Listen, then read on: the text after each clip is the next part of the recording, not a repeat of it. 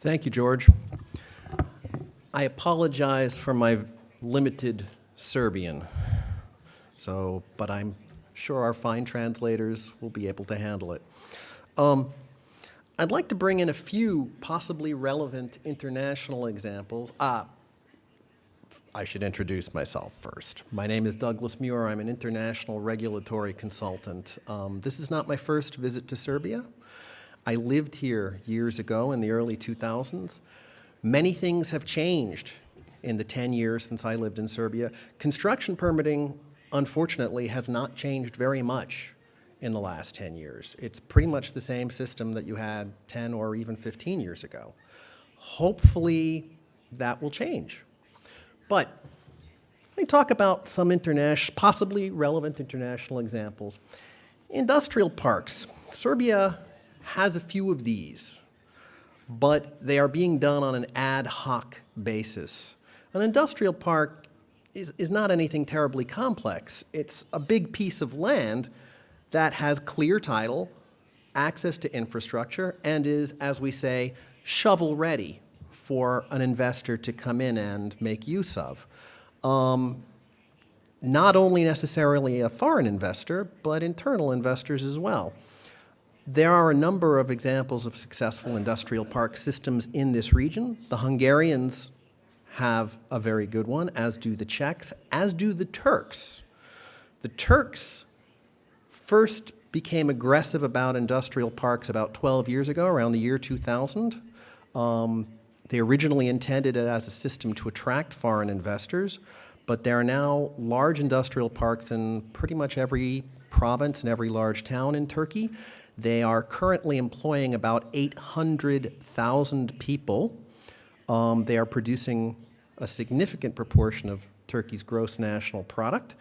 And the system has been so successful that other countries, Egypt, Ukraine, have asked the Turks to come there and set up industrial parks for them. Could an industrial park system be set up in Serbia? Certainly. You do not currently have a legal framework for it, but this is not difficult. There are models all around the region for laws and for policies and practices. Similarly, we have seen that there are issues with the public enterprises and how they are handling and processing permits. There are many models from around the region for improving this.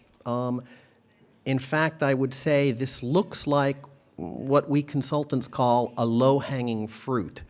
In years, nobody has really, as far as I can tell, certainly no international donor has gone into any of these public enterprises and walked the floor, as we say, and followed the flow of documents and made recommendations for improvements to processes, improvements to training, improvements to IT.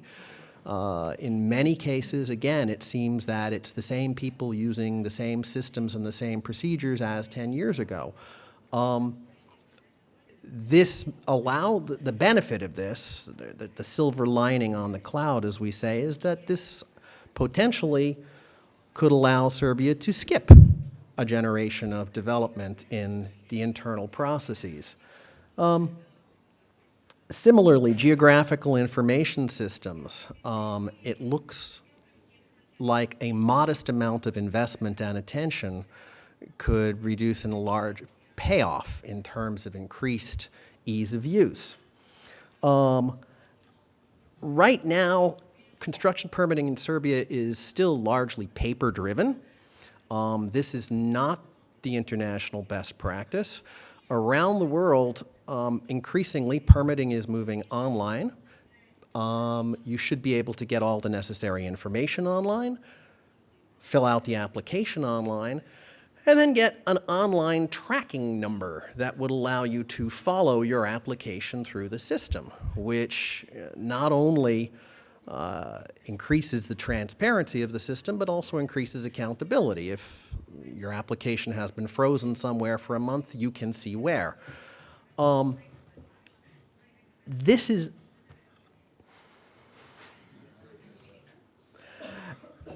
And, yeah, well, we have a virus, okay. Some of the things that I'm describing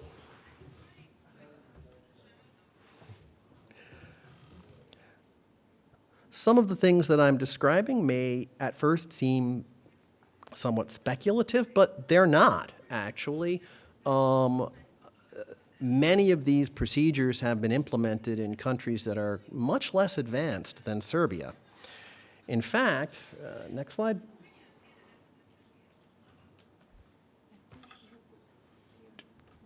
Next slide. Oh, do I click this one? Oh. Ah, okay. In fact, when we talk about construction permitting, 80 to 90% of the things that are being discussed are, in an international context, solved problems. There is nothing impossible or even terribly difficult about many of these things from a technical point of view. The problems tend to be administrative and, honestly, political. And it often comes down to a question of political will. We can look at countries in the region and see that there are many countries that have implemented sweeping and successful construction reforms. Slovenia started with the same Yugoslav system that you did, but instead of being 175th in the world, they are currently, I believe, about 47th.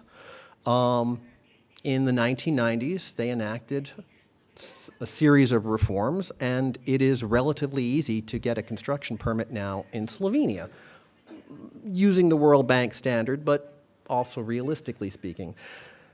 The Czechs, much the same. And these are countries that it should be possible to visit and look at their system and bring back examples. The Czechs also started with a similar system of urban planning and a similar spatial planning system.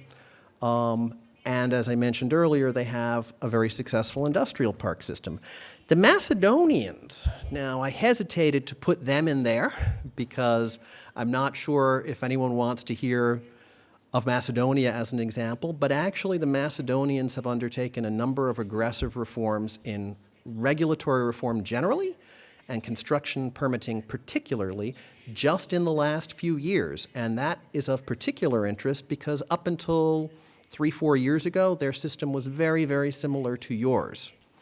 As a result of these reforms, just in the last year, they jumped about 30 places in the World Bank Doing Business indicator. So, to be fair, it remains to be seen, since these are recent reforms, how effective they will be. But we can go to a fourth example, which is Georgia. About 6, 7, 8 years ago, after the so-called Rose Revolution in Georgia, 2004, 5, 6, 7, the Georgians undertook a number of aggressive regulatory reforms. Construction permitting was one of the first. Construction had gone through a long period of economic stagnation in Georgia. No new legal construction was being built. The construction that did happen was illegal. After the reforms, construction exploded. They went from 450,000 new permits in a year to 2 million new permits just 3 years later. And construction went from under 4% of GDP to about 10% of GDP. Now, part of this was pent-up demand. Part of this was black and gray market construction becoming formalized. But you could walk around Tbilisi, you still can walk around Tbilisi and see that the very real economic effect that this has had. Now, construction here in Serbia is somewhat underperforming at the moment as a sector of the economy. It's a little over 4% of the GDP. Around the OECD right now, construction typically is about 6% of GDP. So the construction sector here is maybe not where it should be. And this is unfortunate because construction economically has a very strong multiplier effect. Money that is placed into construction not only generates wages, but it also generates more internal demand in the country for materials, for tools, for services, legal services, finance. And the economic effect of money spent in this sector can be stronger. The multiplier is higher, as the economists say, than the same amount of money spent in other sectors. Now, we've heard several times that Serbia is 175th in the World Bank doing business for construction permitting. Let's just take a minute or two to talk about what this means. The World Bank says that you are below Papua New Guinea and tied with Tanzania. That doesn't sound very good. Well, it's not very good. But it's important to understand what it means.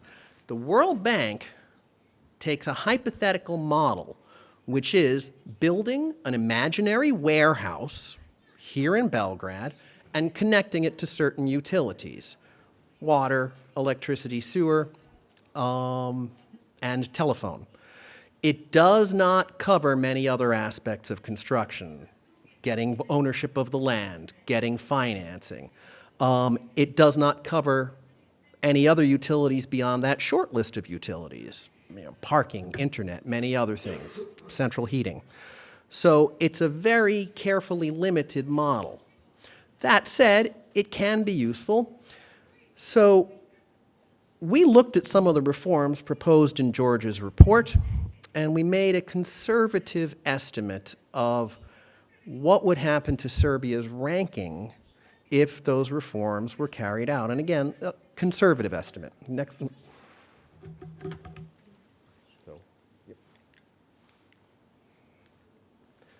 Okay. The blue bar is the regional average. The red bars are where Serbia is now. You see there are three measurements that make up the indicator: number of procedures, time, and cost. And the proposed reforms would affect all of those positively, and you see Serbia would drop considerably in all of them. And Serbia's ranking would move from 175th to 109th, which puts you firmly in the middle of the pack. Is this plausible? Yes. Yes, it's plausible. It has happened in other countries. We're assuming that this happens on a time scale of 2 years, which I think is not unreasonable. And again, these are conservative estimates. So will it happen? Ladies and gentlemen, that's largely up to you. So finally, as I mentioned, I think I've already covered most of the points in this slide, but construction reform can give you a very sharp hit of economic activity. We've seen this in Georgia and in several other countries. Serbia currently has about 116,000 people employed in the construction sector. You could, on a 2-year time scale, dramatically increase that number of jobs. And again, there's no reason to think that this would be impossible or even terribly difficult. Final point, I've been talking about industrial parks and other things that are of interest to greenfield investors, but George's report and the recommendations included in it affect not just foreign investors, but local investors right down to the level of individual homeowners and businesses who are trying to expand or build a new, simple building. So it's not just a question only of making Serbia more attractive to foreigners, it's a question also of making Serbia better for Serbs. Thank you very much.